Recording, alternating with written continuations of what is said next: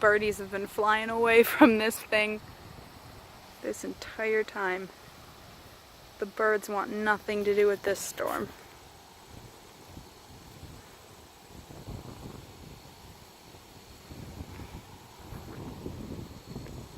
It's severe thunderstorm warned, but I don't think it's super bad of a storm. I think it's like 60-mile-per-hour winds. I just saw a bird. 60-mile-per-hour winds and penny-sized hail. Most severe thunderstorm warnings, to be completely honest, that you'll see around here, they usually get warned for quarter-sized hail, typically. Which that's technically, it's what the qualifications for a severe thunderstorm are. Winds over 50, quarter size, rotation.